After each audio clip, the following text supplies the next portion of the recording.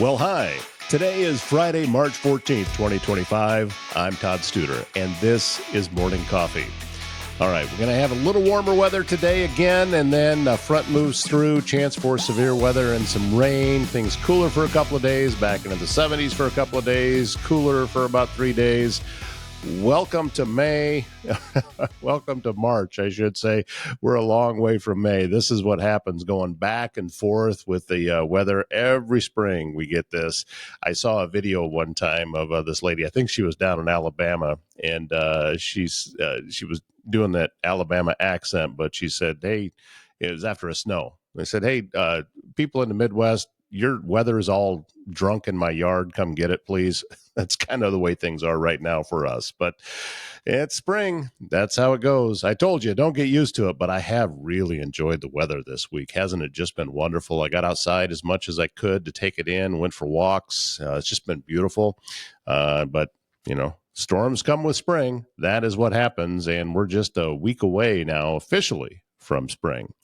Wanted to remind you that if you want to grow your business and stand out from the competition, Sprout Marketing Solutions can help you turn clicks into customers with their expert digital marketing. From social media and SEO to stunning websites and targeted ads, they create custom strategies that get real results. Now, whether you're a small business or a growing brand, they're going to help you plant the seeds for success. Go to sproutmarketingsolutions.com to learn more. And also coming up today on the show, just recently I was telling you about stopping into the Kanesville Kollectables store that's on Story Street and 4th Street in Council Bluffs. Well, I thought, why don't we just go in and see if Tim would be open to having a conversation? Guess what? He was. So that is on today's show. And Tim Behrens is the owner of Kanesville Kollectables. Been there for a long time.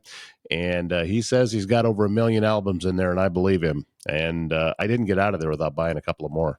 You know, that's what happens. So that's coming up very, very shortly on the program. We're going to bring you our conversation with Tim from Kanesville Kollectables. But in the meantime, I wanted to let you know that Foxco Fabrication can help with metal fabrication, welding, laser etching, pretty much anything made with metal. Check out their website, foxcofab.com. Take a look at some of the projects they've already done for people locally right here in Council Bluffs and also around the country. So if you need precision metalwork that's built to last, Foxco Fabrication in Council Bluffs delivers top quality welding, CNC cutting, and custom metal fabrication for businesses and individuals alike. And the AIM Institute. Their mission is to grow a strong and diverse tech community through education, career development, and outreach. One way they do that is through SWIFT. This program is Southwest Iowa Free Technical Training.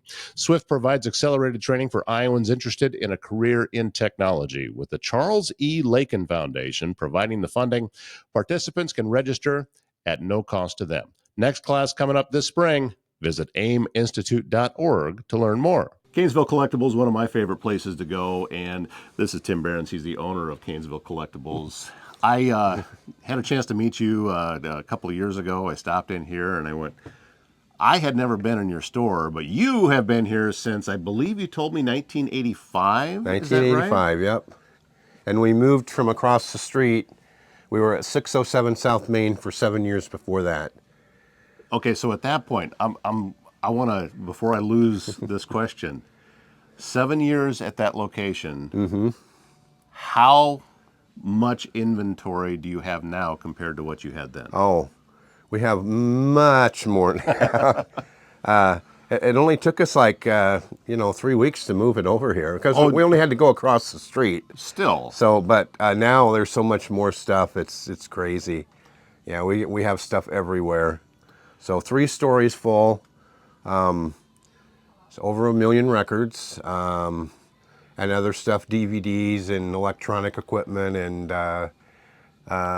lots of comic books, cassettes, CDs, Is there still a market for cassettes? Is that?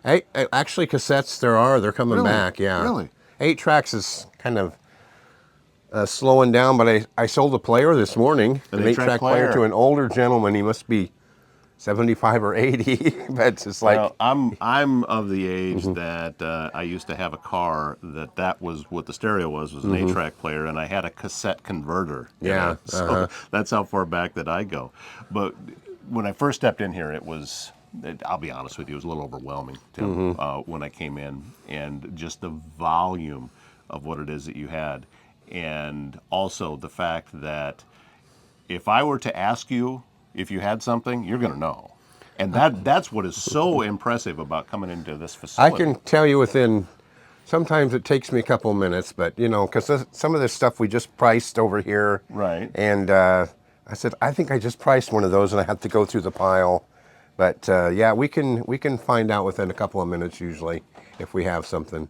And there's also, when it comes to albums, there's some that are just always fast moving. Yes.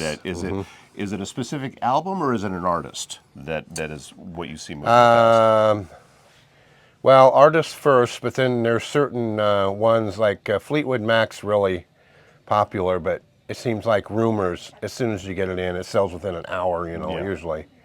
But then it's basically, I think it's the artist first, and then they'll try and get the whole complete album collection. Yeah, speaking of Fleetwood Mac, I was in here the other day and I saw one that it was an album that was put out that Stevie Nicks was not on. Yes, those don't sell as well.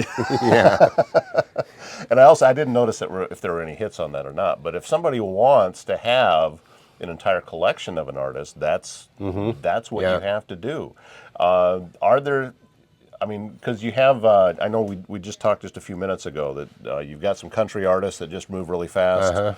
I don't know if I've ever seen a Tom Petty album in here. I'm guessing he would move pretty fast if he comes in. He had a couple that were on LP, but mostly he started after they stopped making LPs. So if you get something they stopped making them in '89, and if you get stuff in the '90s, which he was really popular then, you don't see them. Right. Yeah. But there's some early ones. Like if you ever had a copy of Damn the Torpedoes, I'm hoping that you'll call me.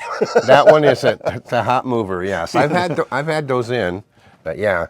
And then the first self-titled one too. Right. Yes. Yeah, that would be another one. And I'm looking right here, and you got some well-known artists. Just as we're sitting here, you've got there's an Alan Parsons project. There's a Styx. I've got the camera on a tripod sitting on. Is that an actual copy of Scarecrow by Mellencamp? It is. Wow. And I got his autograph in yesterday. Really? Yeah. So if someone comes in with autographs and they have provenance and stuff, we'll go for them. So yeah. So how often are people bringing you albums that they want to sell?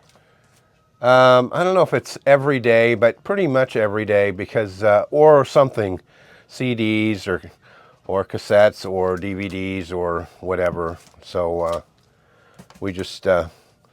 There's not a day goes by that I don't buy at least one thing, and mostly 2 or 3 or 4 things a day.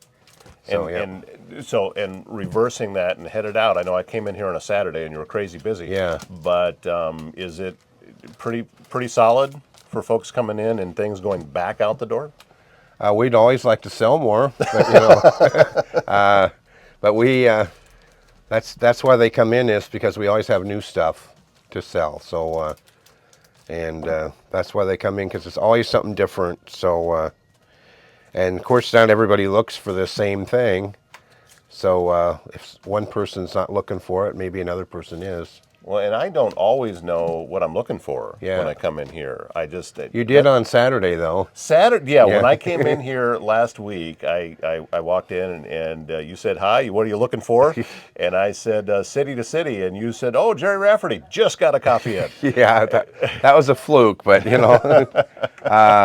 yes, and it had that song on there you wanted, right? Yeah. The Baker Street was on Street, there, and, right down the line was on that. That would probably be his biggest selling album. So. Yeah, I think so. And for me, on vinyl, that's kind of my favorite sound. To hear on vinyl, and picked up a Heart album while I was here that a lot of folks one of their favorites. And I was kind of surprised I found that one too. Heart. Heart sells really well. I remember first listening to those in college at a bowling alley shop, a cafe where they have, you know, booths and stuff that we would hang out at, and so we were listening to that, and I remember Barracuda, hearing it for the first time. Yeah, if you listen to that album, Barracuda, it stands out. Yeah. Over the rest. The rest of the songs kind of have a theme to them, but Barracuda just jumps at you. Yeah.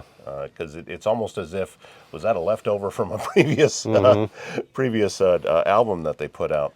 So your origins go back to the 70s of when you first went into business. 78, I got out of college.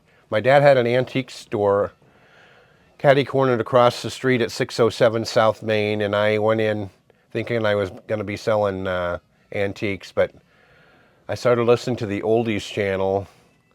I don't remember which station, the CADS or one of those. And so my brother and I would go around and we'd find records at sales, and that's what started it, and we just grew from there. And then eventually we went into DVDs and, well, VHS first, DVDs, cassettes, 8-tracks, and on and on and on. So initially you were out looking for things to bring into your store. How long did it take before that shift happened and people started bringing them to you? Oh, I think it was probably a couple of years. It takes a while to get people to know where to go. You advertise. Back then we had Yellow Pages advertising, and we'd advertise in there, and they would check the Yellow Pages, which they don't have anymore. Right. Everything's on the computer, but that's the way we did it. And what has kept you in it for so long? Because you don't stay in a business like this just because of the profitability of it. You know, you could do anything if it was just about money. So what has kept you doing this for so long? Just like the medium, and I like the people that come in, and, you know, I have made a lot of friends and fellow collectors, and we've started the River City Record Club, started in '85. Meetings were right downstairs, the first meetings, and we're still going. So we put the shows on in Omaha twice a year, the next one being April 6th at the Firefighters Hall. And we do those a couple times a year. Now we're all getting older, and some of us have passed, but we still meet. In fact, the meeting's tonight. We alternate between my store and Record Benders in Bellevue, and we just go and someone asked me, do you talk about music? No, we talk about sports and other stuff like that, whatever, and people come around, wander around and shop a little bit, and we eat pizza, and then we go home pretty much, but we plan for the next shows. Would you say that some of your inventory that you have here, you've had since pretty close to the beginning? Yes, I think so. But, you know, you never know. Sometimes someone's coming and looking for that specific thing that no one else would have, and I say, oh, well, let's look over here, and go in there, and there it is, you know. So, yep, I would say that's probably true, yeah. Well, and also, I mean, you are reasonably priced. You are not here trying to get rich off of every single customer that comes through and charging exorbitant prices for some of these albums. And I'm sure that there's, I just hate to even fathom what the value of your inventory might possibly be, because there's so many things in here that you kind of have to go hunting for, which to me is part of the fun. Yeah. You know, that's one of the things I like about coming in here is that, you know, if you ask me what I'm looking for, I don't always know. Let's just go explore and see what it turns up. Yes, we have lots of stuff, that's for sure. We have a whole upstairs that's just full of dollar records. Have you been upstairs? Yeah, I would. Okay. I think one of the first times I came in here, you took me up there. You were telling me about somebody had shot an album cover. Oh, yes. With all of those around. They just laid back on top of a bunch of 45s and shot the cover in one of their albums. Yeah. So yeah, they have fun in those. I mean, you've had some well-known people come through here too. Yes. Dr. Demeno is the one I recognized. Let's see, Eric Clapton. He's the one that I didn't recognize, but You didn't recognize him when he walked in? I did not recognize him. Oftentimes, if you don't talk to them, you don't know they're from, around here. If he's wearing a hat, and he's not as recognizable as the Beatles or the Stones would be. But do you remember if he found anything? I don't remember. I think he did. The guy that brought him in was his chauffeur, and he brought him over here, and then Michael Feinstein, he sings standards like Sinatra and 40s and 50s songs. He came in here, and he came in specifically looking for 20s and 30s movie music. And I said, yeah, they're over there in that box right there. And I showed him where they were. And then I thought to myself, he looks familiar. And I just, on a whim, said, are you performing anywhere tonight? And he said, yeah, the Holland Center. And so it's like, okay. But he got here at 10, he left at 3, and they had to come. Wow. They had to come and get him because they needed to get the timing down with the orchestra because he was playing with the Omaha Symphony. Right. And so I felt pretty honored that he stayed that long, Well, you kind of need to in order to take all of this in. And it's, plus, as you mentioned, you've got things besides just the LPs, and you've got things here besides just the music. I've seen you've got some collectibles that are over in one side that I think I've even gotten a couple of things there before. And I'm looking, you can't see on camera, but I'm looking at a lot of electronics that... old receivers, reel-to-reel tape players, speakers. Sold an 8-track player this morning. Yeah? Yeah, so... Yeah, it's I had all of those components at one time, and things just weren't working very well, so I got rid of them. But yeah, it's a ton of memories.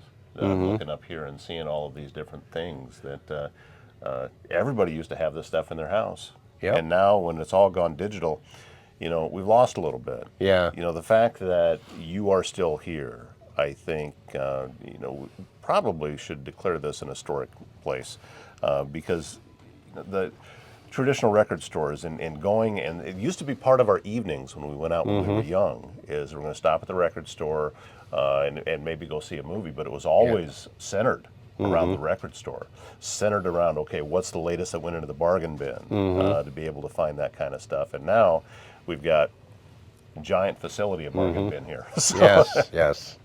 I remember specifically, and I don't know why I remember this, but, I could have been, do you remember Holiday gas stations? Oh, definitely. I actually have a catcher's mitt that has a Holiday tag on it. In the back room, they always had discounted stuff, and they always had records for like 59 cents to 99 cents. Right. That's where we would go the first time. My dad would fill up, and we'd go back there and look. Just go see what's back there, because it used to be a thing of taking, the record companies would put out, they would discount them, yeah, and they'd put out all their hits on one. Yeah. But you also had to look kind of carefully, because if it didn't say sung by the original artist, then it might be a cover.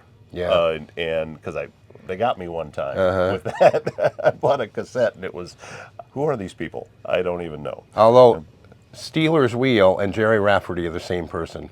Yeah. Stuck in, so the Jerry Rafferty you bought, if that had stuck in the middle with you, you'd be okay on there. That one I'd be okay with, that kind of thing, or Vince Gill and Pure Prairie League. There you go. And a lot of that stuff too. That, and I'm guessing too, not just with the group that you meet with, but you got folks that just love to come in here and talk music. Mm-hmm. There's got to be a large group of, this is just their regular hangout place. Yeah. Yep. And tonight when we have our record meeting and we get out and hang out, what's the latest thing? But most of the people are my age or thereabouts, and we don't talk about new music. We mostly talk about old music. Yeah. Do you ever get anything in here? Because I know they're putting out vinyl again. Do you ever get anything in here from when that resurgence started, or is that still too new? I don't go out and buy new vinyl per se, but I get some stuff that's in the last 10 years from people who are bringing it back in. Mm-hmm. Yeah. I got one in yesterday. It was 3 colored vinyl in 3 different colors, and it was from 2016.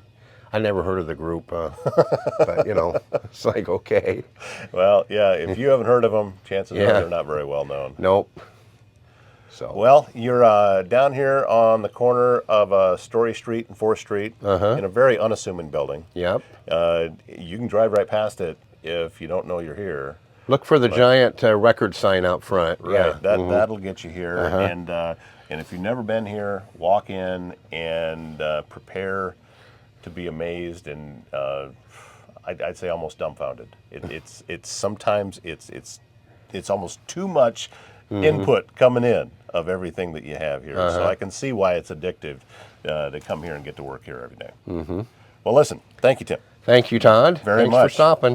Grateful that I love that you're here, and I love that this is a resource to the community. Yeah, thank you. Kanesville Kollectables is really something that has to be experienced to fully appreciate what is going on in there. And if you want to talk music, Tim is always really happy to do that. So go on in and visit them and just try to get out there with picking up a couple albums. I dare you. Yeah, it's not going to happen. Is your business technology holding you back? At ThinkSpace IT in Walnut, they provide smart, secure, and reliable IT solutions to keep you moving forward. From cybersecurity and cloud services to network management and expert support, they make technology work for you. So you can focus on growing your business. Stay ahead, stay protected, and stay connected with ThinkSpace IT. Their website, thinkspaceit.com. Well, I've talked many times about CB Captains. Their first game is coming up in May. They're going to be playing at Lewis Central, the semi-pro soccer team that we have here now in town. And they've put their schedule up on their Facebook page. So just follow CB Captains on Facebook, and you can learn all about that. And I thought, you know what? Let's see if we can't write maybe a hype commercial for them, something to really get folks fired up about it. Now, this is just my first attempt at it. Typically, I'd have sound effects and I would have music behind it and all of that, but this is what I came up with. So you let me know what you think about that. And yeah, this is me digging out my big announcer voice. All right, here we go. The competition is fierce. The passion is unstoppable. This is CB Captain Soccer. With skill, speed, and heart, the captains are ready to dominate the field and bring home the victory for Council Bluffs. Every goal, every tackle, every moment, they play with pride. They play for our city. Don't miss the action. Come cheer on the CB Captains. Follow them on Facebook for schedules, tickets, and updates. Anchors up. Go Captains. How was that? That's just me having a little bit of fun. All right. And first game is coming up in May, and I'm sure that tickets are going to be going available very, very soon. We need to get Taylor Stanton back on the show and learn a little bit more about that. So that's going to be coming up very, very soon. So stick around with us. Made it to the end of the week. Thank you so much for being a part of things this week. A lot of guests coming up, and we'll be filling you in on Monday about that. But until then, my name's Todd Studer. Have a great weekend.